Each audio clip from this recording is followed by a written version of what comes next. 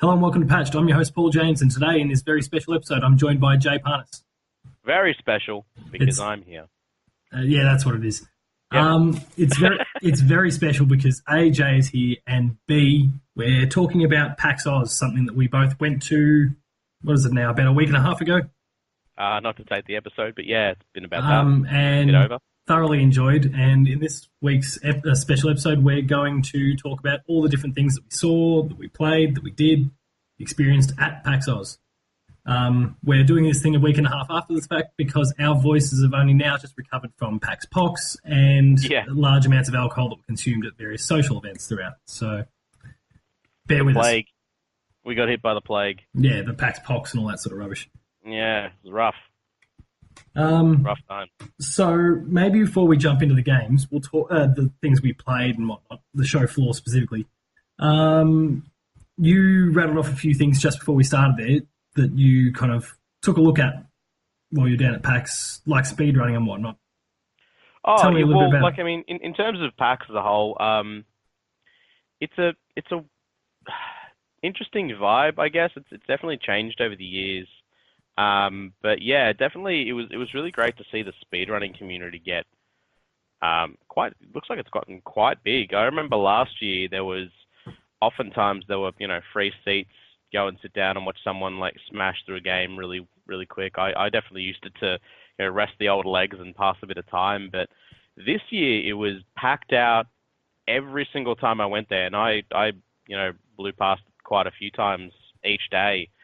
And it really seems to be picking up steam, which was really good. I actually went to a panel that they had on the Friday, I think, which was quite cool. I think you managed to catch some of a Zelda speedrun as well? Yeah, there was a speedrun for Ocarina of Time, which I didn't see all of it. You saw the second half of it.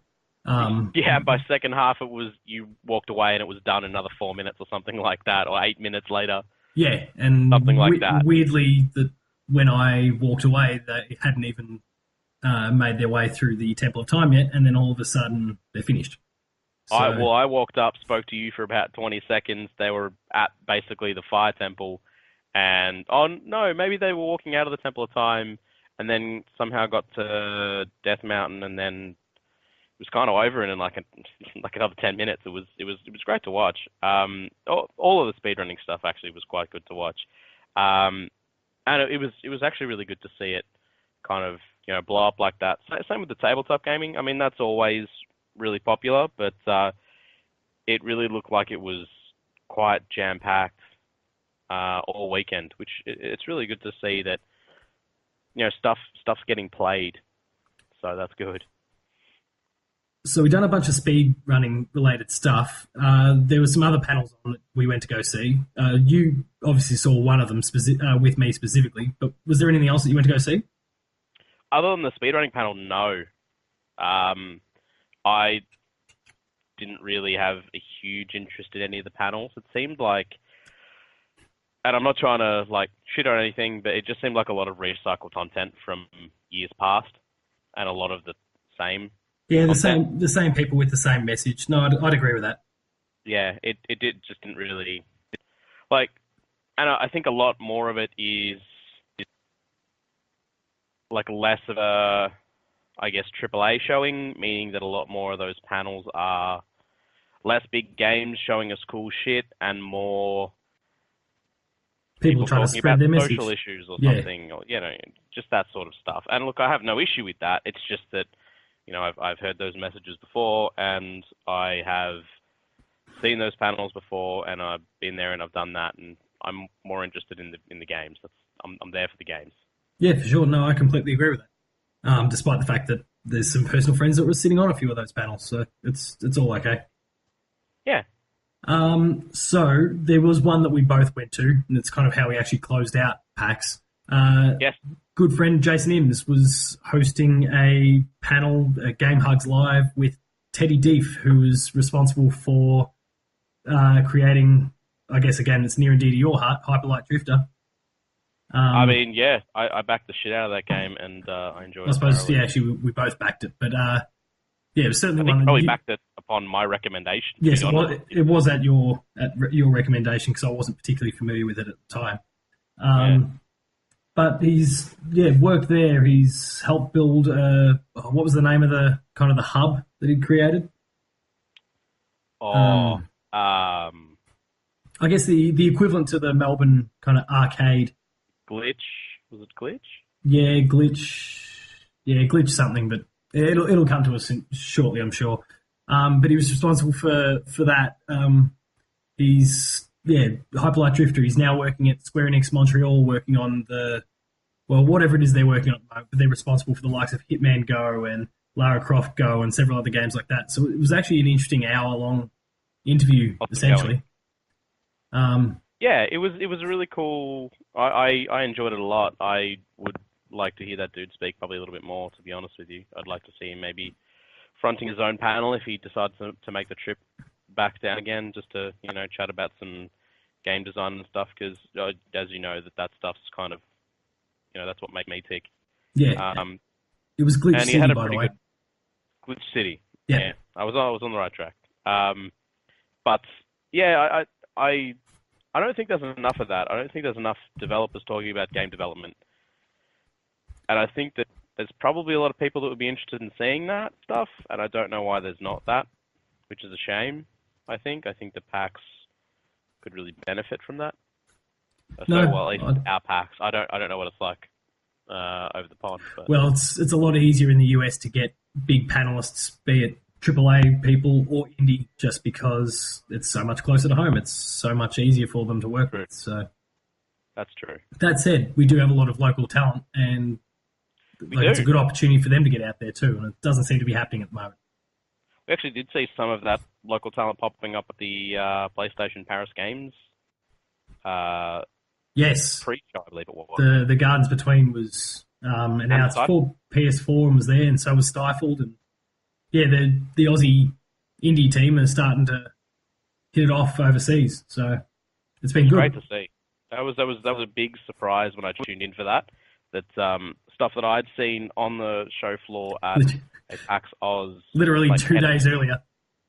yeah, it was cool to see. So maybe we'll jump into the games a little bit, unless there's anything else that you want to discuss from your experience Sure. Well, outside of. since we're talking about I'm sure that stuff will probably come out pretty organically. But I think We had a since lot to we're on the drink, top, like it was fun. oh yeah, the drinking was good too. Drinking's always good. But look, in terms of the indies, I guess there was quite a few that were pretty enjoyable to play. I thought. Did you want to start with anything that you came across? Because I've got a few that I'd like. I look, we've got a little list that we're looking at. There's a few that you're a particular fan of, so I'll leave them to you. But Sure. there was Rumu, which is one of the games that we kind of or that I played later on in the event. It was a point and click sort of adventure game. So naturally, there's a few weird abstract things that people don't think of when they're playing those sort of games, and Rumu certainly nails that. Simplistic little game. You play as a what do you call them? What do you call those little Sentient, sorts? Sentient vacuum at the end of the day. one of the like Roomba type. Yeah. Thus, I assume the name. Just like But float around. Yeah, yeah, yeah. there's basically the very, very loose narrative context that they gave in this case is that you're starting to cotton on to the fact that there's some sort of little conspiracy going on within the household, and you start investigating that. And things kind of develop from there. They're not really telling us all that much. That's fine. Those Seems like games are. it took a. Sorry. I was just going to say those games are typically leaning on narrative quite a bit, so I don't blame them for not giving too much away at all. Oh, for sure. It seemed like it took a pretty dark and almost at some points like psychedelic look on things, which was pretty cool. Or like techno-esque. Yeah, no, I'd agree with that, even with the use of colour. Yeah, yeah, yeah. It was really cool. I think that there's probably in this day and age, other than like Double Fine games that get kickstarted or back or like crowdfunded, there's not really a lot of point and click games that you see these days. And I really think there's definitely a market for it, especially with for lack of a better term, the whole walking simulator coming back, like coming into vogue. I feel like that those story-driven experiences can definitely be enjoyed, especially if they are, like you said, very narrative heavy. I think some of the old point-and-click games were more like, yes, they were narrative heavy, but also they were extremely puzzle heavy, and a lot of those puzzles were very arbitrary. It's like, okay, you need to realize that I was thinking about this when I wanted to develop this puzzle, and not your own sort of line of thinking. Whereas I think with games like Gone Home coming into vogue, and obviously, the like, I think more story-driven games like this and, Broken Age and so on and so forth, really have a good chance now of kind of reigniting that flame, I think. And I think this is a good example of it. Yeah, for sure. And Rumu is actually, for PC anyway, coming out late 2017. They were hinting at the possibility of it coming to console, but that would take a little while, require a bit of work just because of the nature of what the game is. Certainly, if it happens, definitely want to keep an eye on though. Yeah, for sure. Certainly don't expect it to come till at least mid-2018 if it comes to consoles at all. And I guess that's probably part of that will be the reception. And so, again, keep an eye on it. Yeah. So maybe I'll throw to you for one of your games. One of the ones that I saw that I really enjoyed was one of the IndieK winners, which was Sky Noon. I actually saw it while I was languishing in the Monster Hunter World line up on, I think it was the Alienware screen. It was a huge screen that was just broadcasting random stuff, and I think maybe some interviews and such. And it really, like, its first impression, just even visually, is really cool. I guess it's definitely very much a Western, like, Cowboys type game, but it's kind of got this also, like, steampunk aesthetic. And the way that the game plays is that it's, like, your weapons don't deal damage, but it basically, because you're on an island in the sky, effectively, your objective is to kind of push people off the platform, almost Super Smash Brothers style. Not with like a damage percentage thing, but literally just pushing them with air, basically. And you've got momentum and all that. Yeah, and so you've got like a grapple hook that you can use to like zip around the place and try and bring yourself back on, and also like a cooldown ability that you can use to. So that the developers were telling me that the cooldown abilities will always be able to help you get back on if used appropriately in the like timing and with skill. You will always be able to get back on with them. Again, provided they're off cooldown. Whereas you can actually change out your gun and ability through little like weapon boxes. Think of like a Mario Kart style, like a little question mark box.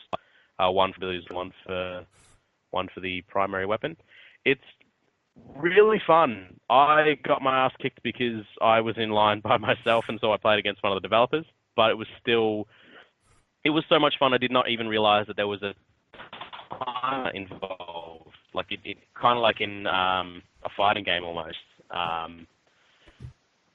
Basically, I got like it timed out, and because I'd fallen off more times as a developer, I straight up lost. I was just having so much of a blast, I didn't even realize that there was a timer. So, yeah, really, really cool game. I definitely recommend checking that one out. Do we have an ETA on that one at all?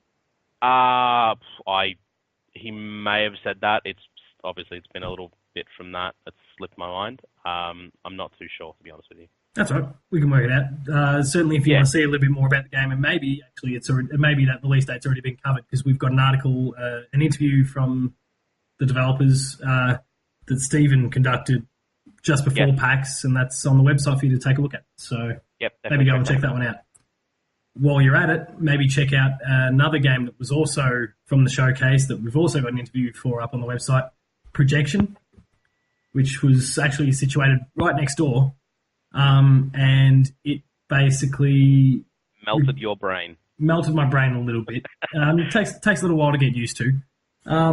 Basically a light-based puzzler where you've got to manipulate the light to create shadows. The shadows, if you have them arranged in the right way, essentially allow you to then jump on top of those shadows and make your way throughout the world, completing little puzzles as you go. And creating platforms by using like Light to create shadow. yeah, like shadow direction. So like close to the light. So you basically control the playable character and the light source, so you can kind of put both where you need to. It kind of had like a almost like an Indonesian shadow puppet vibe to it. They certainly spoke about how they drew on a range of different cultures Yeah. to inform the art design, and it really showed. Like you said, you could see Indonesian, you could see elements of various other Asian and Indian sort of backgrounds. Mm. From time to time, you could see some European influence. It was really kind of cool what they were doing there in terms of the visual Yeah. style. And then, yeah, it was a nice head scratcher as well in terms of what they were trying to get me to do and how do I get the light in the right way so I can get to this platform and then pull this lever so I can get back. And like, it kept my brain going. It was good. Yeah, it was great to see the dev roasting you a little bit with you kind of smashing your head against some of the puzzles. It Well, was I think he pretty figured good. he's seeing a player two shirt. He can probably go after me a little bit because the article was already on the website, so there's no taking it down by that point. That's true. That's true. No, that were good fun. Yeah, it was a good time. Like the game was really good, and they definitely showed it off a lot better than some of the other games were showing off. That's for sure. Yes, they were great to work with, and there's some others that I won't mention at all today who were really quite poor to work with, Yeah, which was a shame. it was. Even if their game looked cool. Jay, I'm going to throw to you for two games here. Oh yeah. Two that you were particularly keen on, and I was too, but certainly you were.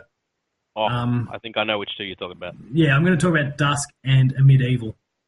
Yes. So these games were at the New Blood booth, which I found out after the fact are, I guess, a publishing group, kind of like a mini Devolver almost, I guess. They've got a few games coming out this year, but these two in particular, Dusk looks like, well, both of them really look like a almost like OpenGL 3D style first-person shooter of old, like of real old. They both struck me as both very, very old school id sort of games. Oh, for sure. Well, especially in Medieval.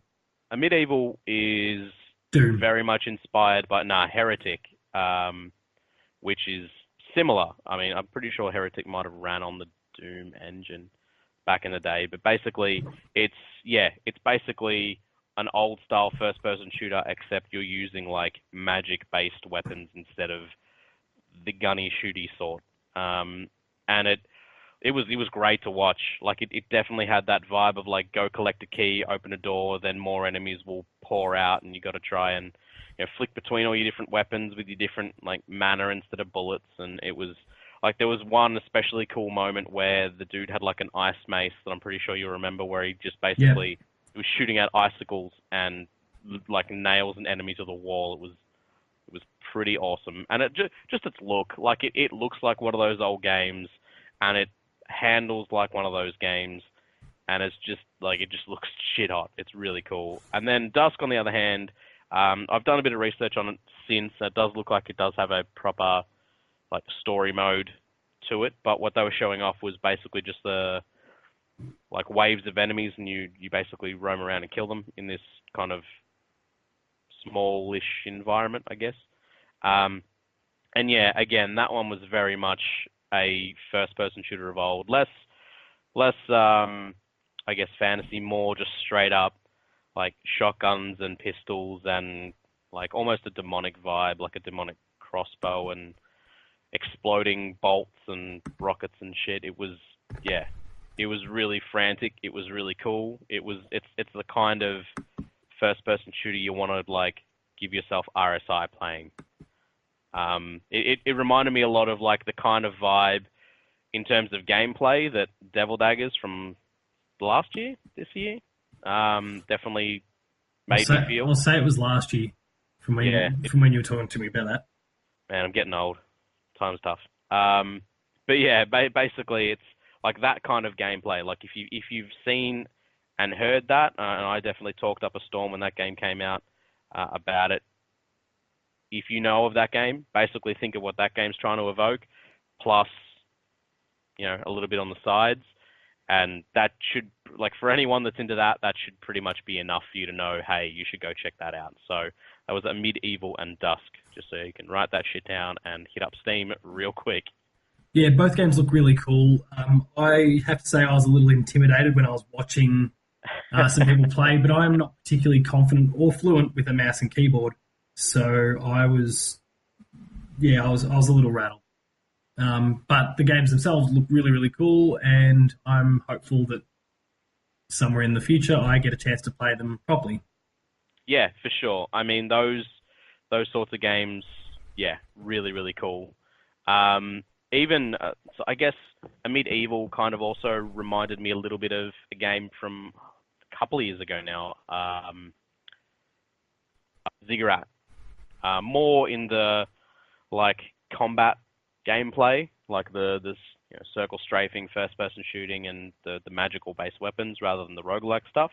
But that does lead me into another game that I initially saw and pulled you to later on in the show, City of Brass. Did you want to have a bit of a word on that? Because that was a time where we actually did get you playing in a mouse and keyboard setting. Yeah, and man, did I struggle a bit. But at the same That time, game pulls no punches. It pulls no punches, that's for sure. at the same time, despite the fact that I was really, really struggling to play the game, I was enjoying every moment of it, and I was insisting to them that when the game comes to consoles, I'm sold. And to be fair, when you say struggle to play, it wasn't that the game controlled bad. It no, was I control bad. And that's again just because I'm no good with a keyboard and mouse. It's not a way that I play. So as a result, when I get forced into this a situation like this, I just don't have the skill set required to actually succeed, I suppose. But to be fair, like from looking at the game, it really did not take a lot to convince you to get on board. No. Like, So to get onto great playing visual style. It played really well. I didn't, Amazing but it visual played style. really well. It was doing some really, lovely really cool graphics. things, and it left me quite happy to fork out the cash when the game finally releases. To touch on a bit Next about year. what the game actually is, it's one of those roguelite style games where it's permadeath and all that sort of stuff, run based game, and it's first person melee. At least that's what I saw the most of. It was definitely sword in one hand. In the other hand, there was a whip, which was really cool because they really went to lengths, I found, and I did have a bit of a chat to the developers about it, in terms of making the whip have more than just your cliche use, like just the stagger an enemy, run up and hit it. Like there was so many uses to that whip. Like you could bring items from a distance, grab gold from a distance, you could trigger traps so that you could then run through them safely without having to stand on the death pit, like that type of stuff. And you could also location-based targeting on enemies. So if you hit them in the head, you would stun them. If you hit them in the legs, you would like knock them to the ground. And you can run up and wail on them while they're getting back up. I liked that a lot. I found that I think that they really went to great lengths to make that play really well, to make it have a good distance on it.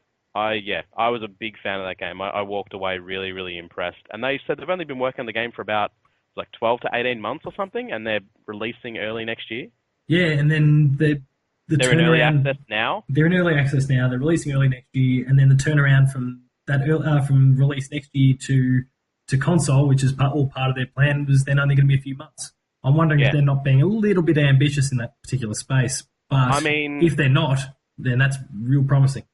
I mean, we were seeing the fruits of that. Like you could see that there were from the start of the game there were portals on the side that were showing like later level stuff. So it looks like they've really put some time in.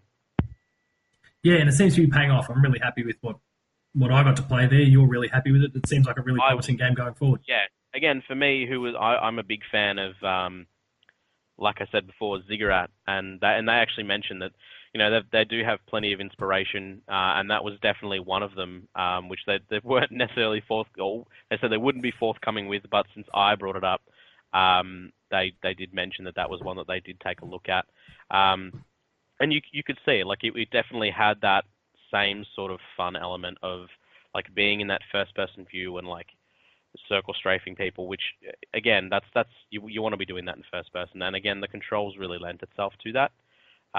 So yeah, definitely check that one out. So maybe moving on from there, I'll talk about a game called Sinner: Sacrifice for Redemption, which was I guess maybe even the name kind of implies it with a lot of games kind of taking this sort of form of late, but it's very Dark Souls, Bloodborne sort of esque. I mean, you'll be able to kind of talk to some of the more intricacies of it, how it differs from those. But that was certainly my first impression when I saw it. And Sinner is it's more of a boss rush sort of mode. So there's no levels in between. There's 7 bosses. You can choose where you want to begin. You need to make a sacrifice to each of these bosses when you take them on. So that sacrifice might be you forfeiting some of your max health or your armor or some of your stats, whatever that is, whatever that boss demands. You need to sacrifice that, and then you got to then you take one from there. Hopefully, you succeed and you move on. These sacrifices that you make are cumulative. So as you progress through the game, you're working with less and less and less as you go, and it's drawing more and more on your skill and I guess what you've learnt as you go to succeed further. It definitely looked like they were getting into some real shit real quick though. Like those, like the fight that was against a real big, real strong enemy that really didn't look like it took a whole lot of damage. So they're definitely looking like they're asking a lot of players.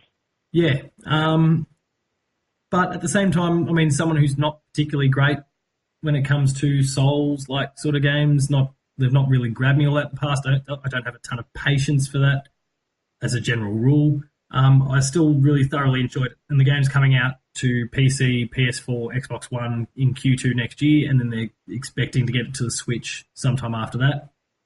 Great to see some Switch support. Yeah, it's great to see some Switch support. Now, this is coming from another indie, which the actual title is Another Indie.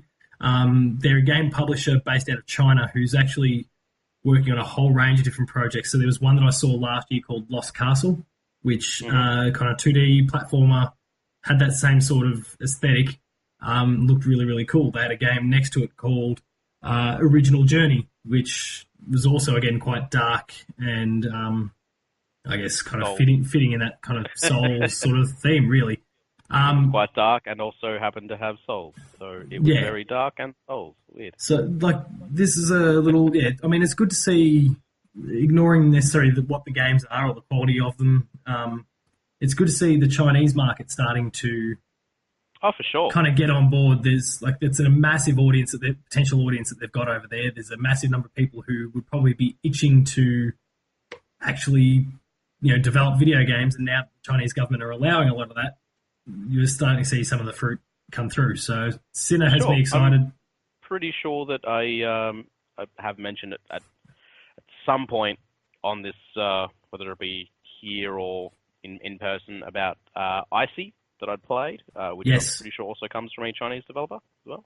Yeah, you have mentioned Icy in some of our patched episodes in the past. Yeah, so I agree. It's great to see that. Like, they've definitely got some chops, that's for sure. Like they obviously would, maybe tinkering with some stuff in the past. It's good to see that stuff like hitting the outside or the external markets. Were there any other indies that you went to go see? Yeah, one that I actually had recommended to me. I went to see Dead Static Drive. Now, you actually mentioned to me that you'd seen it the previous year in a very, very sort of early stage, but what they were showing was a kind of a one-room kind of example of what the game could be.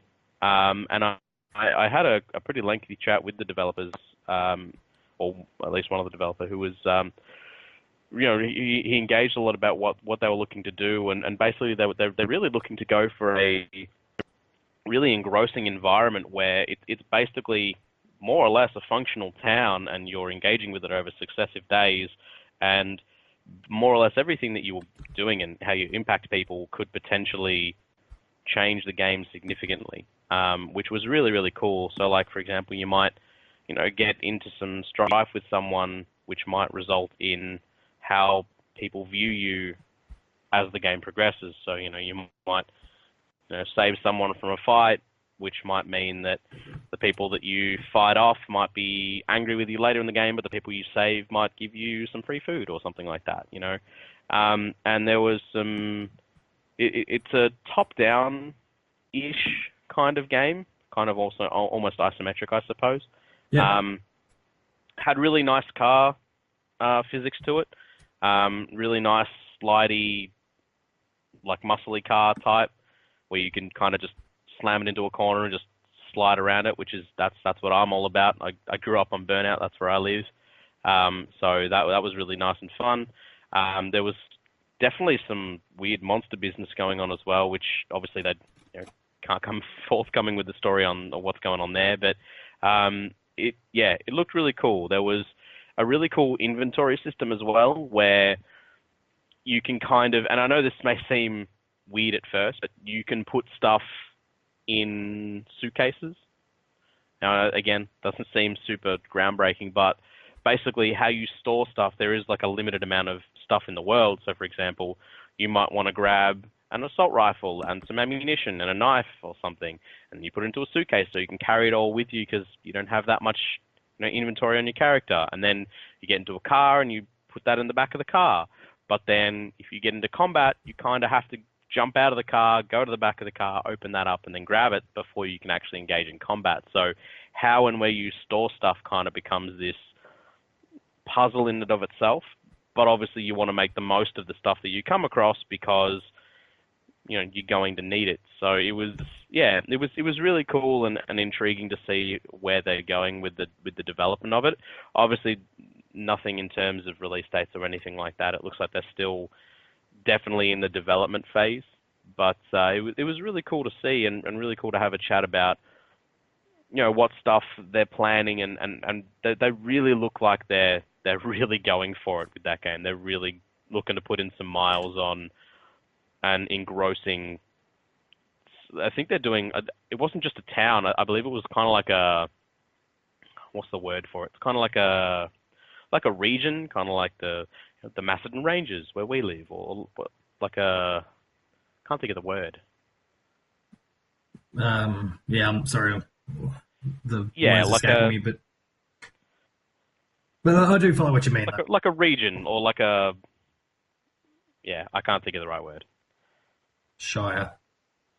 Yeah, like sure, but what the American equivalent of it is, but I can't think of it.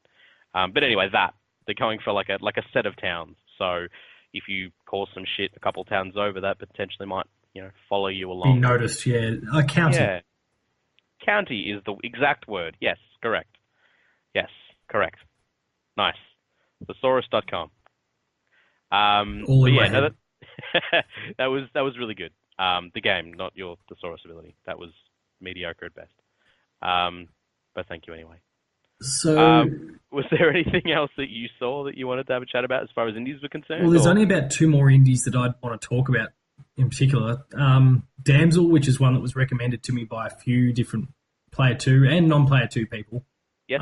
That's kind of a fast-paced arcade platformer that we messed around. Yeah, bit of a shooter as well. Yeah, that we both kind of messed around with for a little bit there. Killing vampires, rescuing people. It looked like it was very objective based, or at least the mode that I played was. Yeah, certainly. Might have been the arcade mode. I think that was their arcade mode. They did say that there was kind of probably a story mode a as well. story mode there as well. Yeah. But they'll reveal that more in time. Sure. The game, interestingly, was actually in the middle of a Kickstarter. Well, actually, at the back end of a Kickstarter campaign while it was there. I think they shot themselves in the foot a little bit by saying that the game was borderline or like nearing completion when they were talking about the Kickstarter, because I think that just means that no one really bought in, saying, well, the games are basically done, so why do you need our help? The Kickstarter was kind of designed to just give them a bit more time and a bit more funds to add some polish and really make this thing kind of ship-shape before it comes out sometime next year. But that said, I felt like for the most part it was fairly polished. There was some little instances where precision kind of got the better of me, it did feel a little bit floaty, but other than that, it seemed to be fine. Like just a little bit of like the movement, you kind of overshooting platforms or something like that through no real fault of your own. It was just a little bit twitchy in that way. But other than that, it seemed to be fine. Yeah, there's certainly some room for improvement still, but I really, really did enjoy what I played. So, Mm. And the developers, again, they were great to work with and talk to. They were really, really Fantastic. supportive and Yeah, tried they to were. give us as much information as possible. And I Yeah. thank them a great deal for that. Yes, for sure. So make sure you go out and support them. And I Agreed. guess probably the last one is a follow up to a game that tends to get a bit of airtime whenever you and Damo are around for recordings of Patched or Games Club or whatever. Party Crashes is the new game from the party golf team Giant Margarita, Yes. and it's a racing game, kind of. Depending on the mode you play, it's just last man standing, and others it's racing. Like they've got a lot going on there. Banana Definitely cars, using the all the important banana car. definitely using the party golf engine. It looks like. Yes, but using it in a whole new way. Did you get a chance to actually play the game, or did you? I did. What do you think? Um, Look, it's not It's not party golf. the driving didn't feel great, if I'm honest.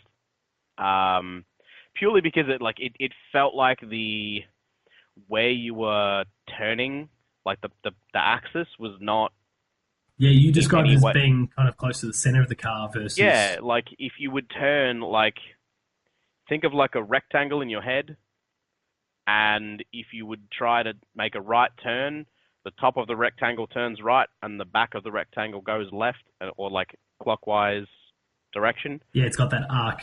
It pivots on like the center of the car instead of pivoting on the front or back of the car, depending on front or rear wheel drive, which kind of didn't feel amazing, or was like difficult to take turns. And because obviously it follows the party golf model. So in the same way that with party golf, you can have weird shaped golf balls, you can have all sorts of weird cars that you can drive. Well, admittedly, that's a choice that you make, like in terms of how you customize the Absolutely, game. But absolutely. yes, it does But the still cause some circumstance, issues though, depending on the size. For example, the size of the correct. vehicle The taller or the the shape. car is, turning on a central axis instead of a one that a real car would use, results in immediate flipping of that car, Yeah, and their engine didn't support that super well.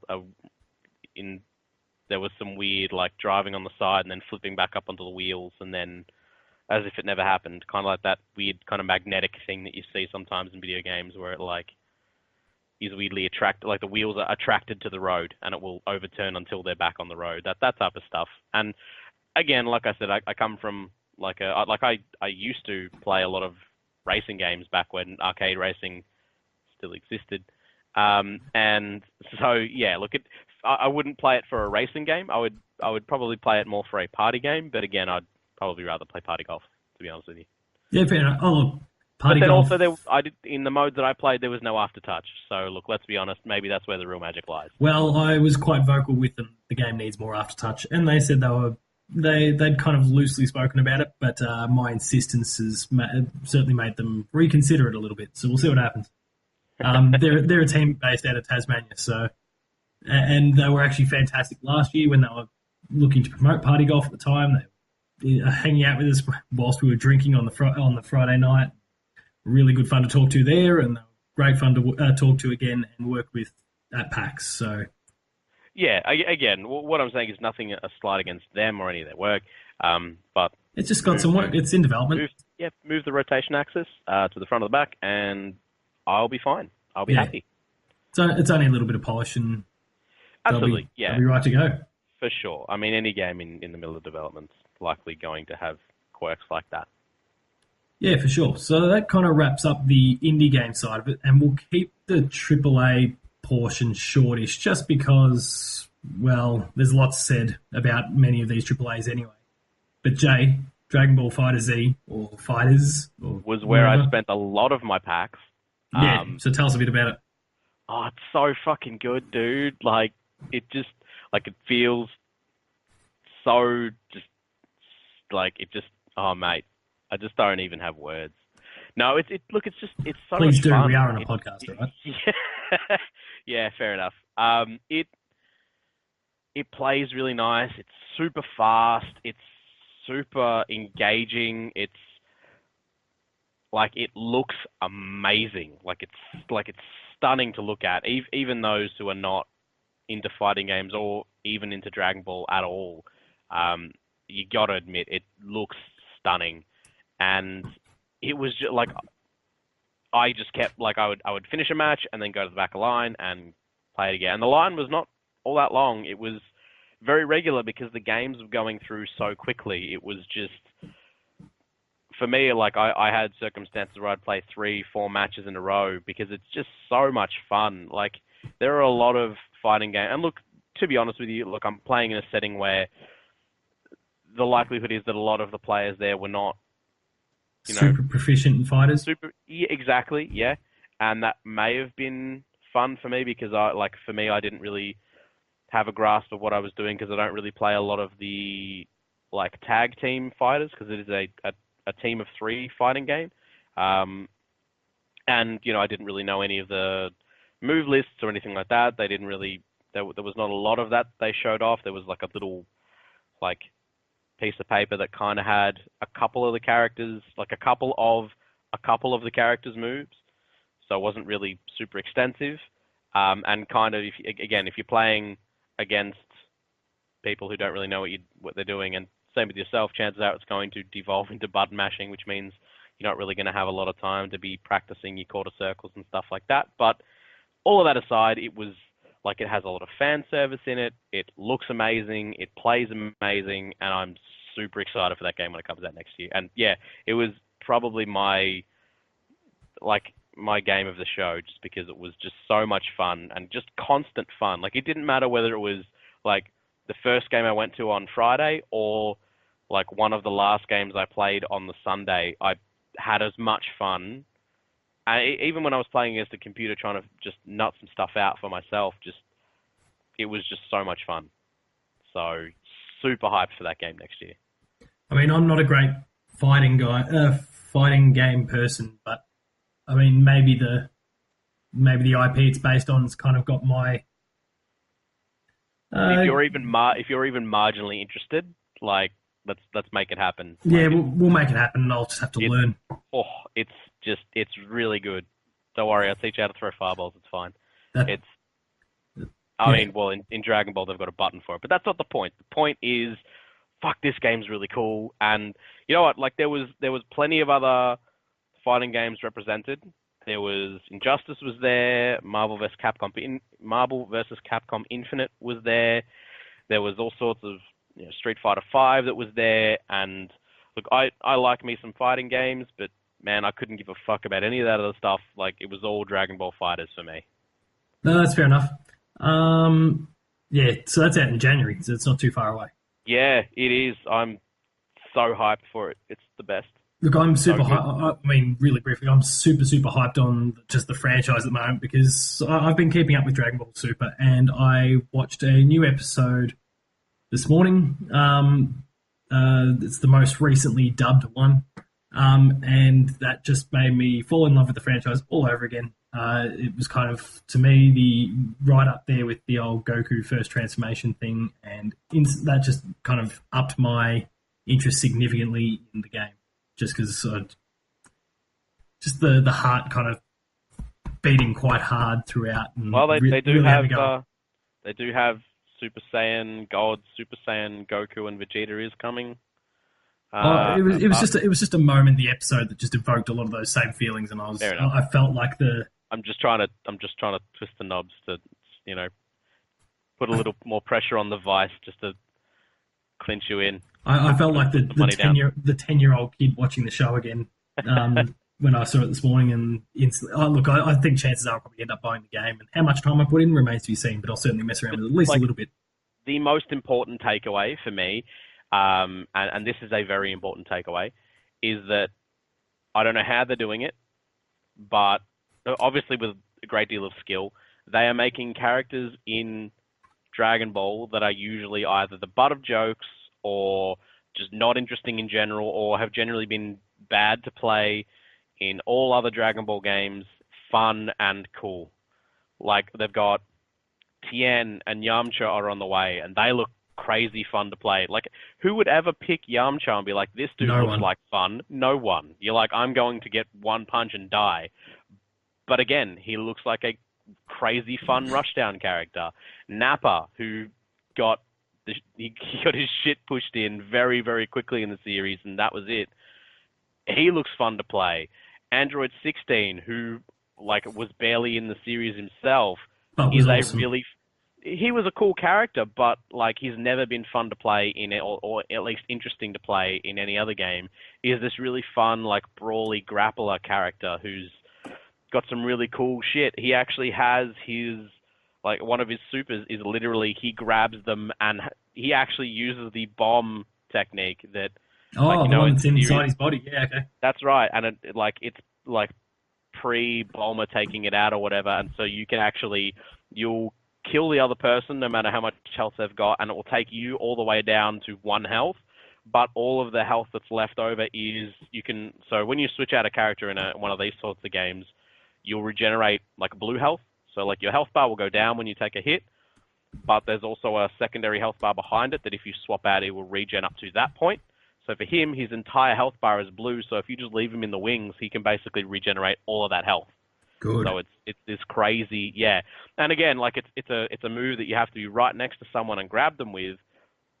So you know if they see it coming, you're not going to get it. It's not going to happen for you. But it's just this really cool. Like there's so much interesting like fan service in that game. Like one of Frieza's moves, he throws the two like pinky purple destructo discs and they go off screen and then they come back on screen and if you stand still, they will hit Frieza and take damage. So if you are playing as Frieza, you throw them at your opponent and they might hit them and then they'll come back and if you don't get out the way, they will deal damage to you very much like how they did in the show. Like just cool little things like that. It's just they're doing such a great job with it. Like it's so interesting and amazing. No, and it's so much fun to play. Like I just super hype, man. Super hype. It's going to be good fun. Absolutely. So I've got about 4 AAA games here that I was going to talk about, but I think I might kind of wrap 3 of them up in one little bow because I've already spoken about them in a bit of detail in the Player 2 podcast, which you can check out via the site. Cool. Detroit Become Human, which was the negotiator demo that's been kind of floating around at a range of different events. Loved it. I got the perfect outcome, saved the kid, saved myself. Was that The was that the one that was shown at Paris? No, Games so Week, or was that that's different to the no. This was the much Right. older demo. Right. I don't know that they'll be letting a scene that involves domestic violence be played at a gaming convention. Sure, that makes sense. That probably makes Whereas a lot of sense. whereas Yeah. a hostage situation one's a little bit easier for them to justify. But the game's shaping up really well. I'm really quite happy. Some of the skepticism that I did have, or just pause for concern that I did have, is quickly evaporating. Monster Hunter World might be the first Monster Hunter game I play because I really enjoyed the demo I got to play there. So thank you to Capcom for that. And I found the demo a little tough for people who have never had any like action with Monster Hunter before. It didn't really direct you to whether to go forward or not. So for me, it's more of a faith purchase. If I want it, like it definitely looks like they're aiming towards including a lot more people, but it definitely hope that there is more tutorial in the actual game that there was in that demo. That's all I'll say. yeah, fair enough. There's still room for improvement, but the game's looking pretty good and it's not too far away. And it was recently announced that It looks Aloy from amazing, Horizon and Zero Dawn is going to feature in the PS4 version of the game. yeah, that was pretty cool. Capcom So, knows how to do a good crossover. exactly. They make it happen. They make it happen. That's their bread and butter, actually. And then one game that True. you and I, before I jump onto the one that I'll talk to in a little bit more detail, Sea of Thieves is one that both of us have been tracking quite closely, and I got to experience on Hollywood side while I was there. So jealous. I did have to wait 2 hours to actually play the game. But Yeah, that bit I'm not jealous. That was the reason why I didn't play it. it was really, really enjoyable, and they just opened up the seas to us, myself, Angelica, and 2 others. We just took to the seas and sailed out there, and kind of whatever happened, happened. And I mean, we had our boat sunk. Someone just As a pirate life should be. yeah, exactly. Well, certainly something that I kind of put out straight away on social media after I played it is that I'd gone into Sea of Thieves, and I can rest assured say that Pirate's Life is for me. So, um, uh, look, Hey, I'm I was already a out rum there. drinker, so I'm already on board. Someone rammed our ship, sunk it, but not without me having popped a few holes in their ship and sunk them as well. Uh, look, very simple mechanics in some ways, but working as a team is going to be key. We were a team of four on our ship there, and while some people, like one person, was taking the wheel, someone else was in another room looking at the map and kind of calling out directions to whoever was behind the wheel. I'm running around lifting, raising and lowering the anchor and the sails and all that sort of stuff to get us going. In the meantime, Angelica's running around loading up the cannons with cannonballs, so that when I did find myself in that unfortunate situation where I was on the boat completely on my own, and being staring down the barrel of a ship coming my way, full of a team of four, I was ready to fire away and sink them. So there's a lot kind of going on in any given moment, and it's really cool how it's coming together. I'm really bullish about how this game's kind of playing out at the moment. I'd love to know if there's a little bit more of a campaign or story sort of aspect to it, but to this point in time, direction. Yeah, maybe what we played is kind of a standalone open world sort of just go for it, have fun thing. But I'd love for there to be a campaign as well. We'll see what happens in that space though. Sea of Thieves is looking awesome. From the vibe that I was getting, a lot of people came away from that saying that it was amazing fun, but they were also scared that quick matchmaking online might be the end of that game. Like, it might not be super good for that game. But to that, I would basically say that like it works in a lot of other multiplayer games as well. I mean, you've got your team first-person shooters, and then you've got your games like Overwatch, which are team collaborative games. I think it'll probably do quite well. Yeah, I think if you're worried about it, find yourself a good community to be involved with. The Player 2 community will always be there. And there's a bunch of other communities that find yourself in one that's keen on Sea of Thieves and kind of tee it up with them. He's hoping they do something along the lines of a lot of the first-person shooters out there, like, Titanfall and stuff like that, where they've basically just got big groups that you can join, big clans. Yeah. So that if you want people that aren't going to, like, sink your own ship for laughs, the type of people that would come into your Minecraft level and burn everything to the ground and then leave for lols. To be fair, I'd be one of those people because Minecraft is filth. So what you like about the game, the sort of people I'm talking about, and that they are the sort of people that will fuck everything over. And I think they would be poison to a game like this. Yeah, and I think if you're scared of that, I would probably direct your attention to games like Overwatch and World of Warcraft and things like that, where you do have large online multiplayer communities that you can kind of just jump in and go. Yeah, for sure. So I wouldn't be too concerned. So the last game that I'll talk to is Ni no Kuni 2, a game that is also coming early next year. I believe it's the 19th or thereabouts of January. Yeah, they couldn't put that game out 20 days earlier for my draft, for fuck's sake. Yeah, bad luck. You've lost anyway. It's cool. You're cooked. Yeah, massively. So there was after Mario and Zelda. Yeah, there was 4 different demos that were available. And were they actually different? Yeah, they were all 4 different. Like, they were all available through each. Like, it wasn't one demo per system.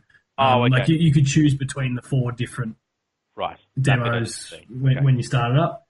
I made sure to pick one that kind of gave me an opportunity to wander around through the open world, through the world, and have a bit of a look around, and kind of just do things at my own pace.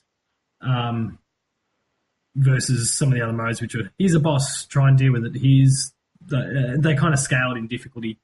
I picked there was 1 through 4, 1 being the easiest, 4 being the hardest. I picked the second one. Not because of the difficulty thing, but because that allowed me the opportunity to get around and poke around and learn stuff about the world, try out the lack of familiars, and see how I adjusted to that. That was a real big concern of mine when it came to Ni no Kuni 2. The first one had the Pokemon-like familiar system, and I adored that and the little creatures they created, and it was just amazing. And I was really concerned when they got rid of them for this game. I think in favour of Higglies, whatever they call them, They're the little Higgly Piggly things. Yeah. But and whilst it relies on the player now engaging in combat more, you the actual player engaging in combat, those Higglies that are kind of scattered around the battlefield, they're kind of charging up and boosting themselves, and then you've just got to run in. Like when they're powered up, you run into their space, engage, like kind of activate this, I don't know, pent up power that they've been kind of storing for the last minute or so, and unleash it on the enemy. And you kind of pick and choose whichever ones you need. They all have different abilities. So some might heal you, some might actually attack the enemy. Some might kind of like a mini summon, yeah. Yeah, some might cast buffs and those sort of things, and it's just a matter of picking and choosing what's appropriate for that moment in combat. And that's a layer on top of the skills that you, the player, already have at your disposal. So it's kind of cool. It worked pretty well. It gelled pretty well. It took a little while to get used to. It's certainly, in my mind, not as good as the familiars, but I do have that love of them as well as kind of the Pokemon formula. So it's probably me just sulking up a little bit, I guess. But then they would have grown on you over the length of a game. There's no reason that this couldn't either. Well, yeah, no. So I still really enjoyed what I was playing. I think it's more, if you put a gun to my head and asked me to choose, I'd pick the Ni no Kuni 1 approach at this point in time. Yeah, again, you only saw a very small snapshot. For all you know, there might be more crossover later in the game or what have you. Yeah, for sure. There's definitely a lot more. I feel like when they put more control in the player's hands than that, I really feel like there's a lot more options that they've got. So yeah, I mean, at the end of the day, I love the storytelling approach of the first one. I love the characters, the mechanics, the world. Obviously, it's a Studio Ghibli. Yeah, the Studio Ghibli style approach. The first one was actually co-developed with Studio Ghibli. Yes. This one isn't, but they've clearly studied their approach. You could fool anyone. Yeah, exactly. You wouldn't really know because I guess they worked with them so long on the first that they've kind of dragged and dropped and applied to the world of Ni no Kuni 2.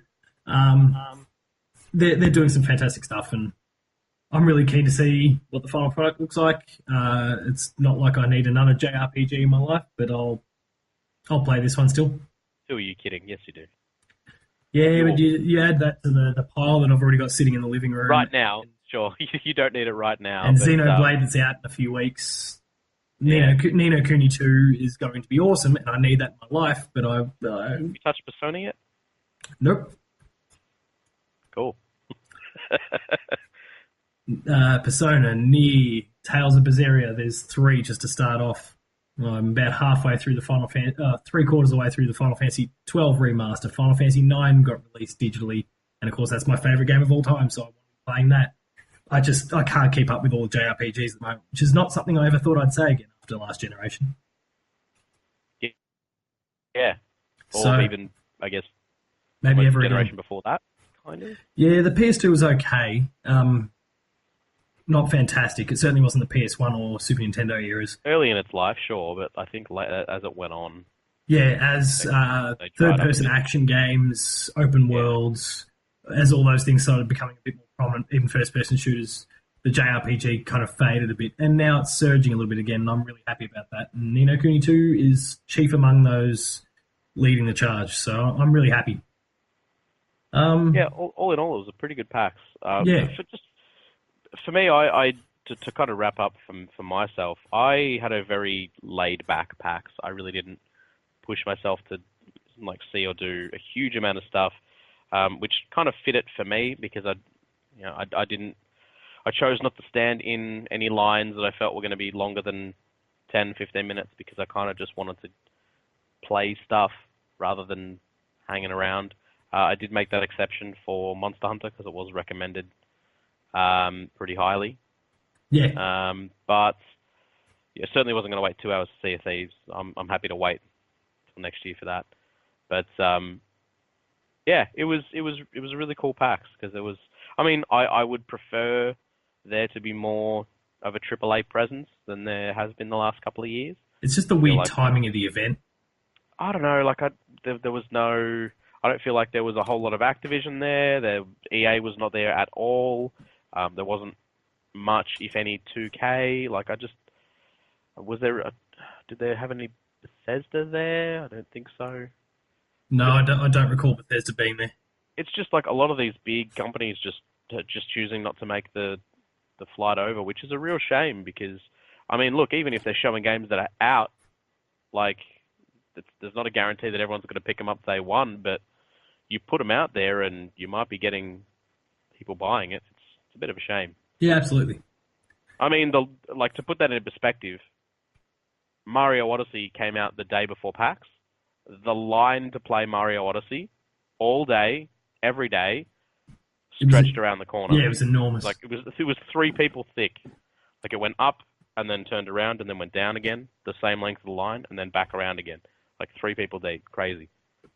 Yeah, it was good to see. Nintendo's looking pretty good at the moment. Oh, for sure. They're killing it. Like they're having a great time. But I mean, again, that game was already out. I'm just saying that it would be really nice that even if your game's out now or next month or whatever, get your name out there. Yeah, it's just a bit of a shame that I think we're seeing less and less of the big AAA names there. Not that the indies definitely didn't do their role. They definitely killed it this year, but you know, it's just a bit of a shame. Like that's kind of me in this sort of snapshot, I guess. Same with the panels. I had the same idea behind the panels. Again, if there was more of that presence there, that would then reflect in the panels, which means that there'd be more fun stuff and more interesting things to do. Absolutely. So I guess that kind of wraps the whole thing up. For me, playing some of those games was awesome, but for me, some of my favourite memories of the whole thing, which is what I got to do with some of the Player 2 folk. Since we're all kind of scattered around Australia, it was good to see a whole bunch of and New Zealand. It was good to see a few of them travelling over to Melbourne and joining us for a few days for some drinks and games and just other stupidity. So that was kind of my highlight of the whole thing. Yeah, that was good fun. But otherwise, I think that kind of wraps it all up. So please make sure to like, share, and subscribe to the channel. You got all the buttons down below, so please make sure you're hitting each and every one of them. Throw some comments maybe down below also. Let us know what some of your highlights were from PAX, what games you played, what panels you attended, all that sort of stuff. Let us know how shit-hot Dragon Ball FighterZ is. Yeah, on a scale of 1 to 10. On a scale of 10 to 10. Why it's an 11. Yeah, that's right. So you get it. Yeah, I'm learning. So also make sure to visit the website, player2.net today, where you can catch up with all the awesome written content. There is the hub still from PAX that's present. It's still being updated even as of today. And I mean the day we're recording, but obviously it'll be updated even when this episode goes up as well. There's still heaps and heaps and heaps of stuff going out. I can't think of any publication in Australia that did more coverage, or around the world actually, that did more coverage of some of the stuff that was shown at PAX AUS. The team did a fantastic job, so please make sure to go check some of that stuff out. Jay, you don't do Twitter. No, I don't. But I checked my email for the first time in 4 weeks today. How many emails were there? Oh, I've got like 8,800 emails that are unread. Not just from the last couple of months. I'm just really bad with emails. I'm really bad with interneting, everybody. Yeah, fair enough. I am either playing video games or watching YouTube, and that's the extent of my interneting. No, that's fair enough too. Myself, you can find me at PaulJamesP2 on Twitter, the website Player2AU on Twitter.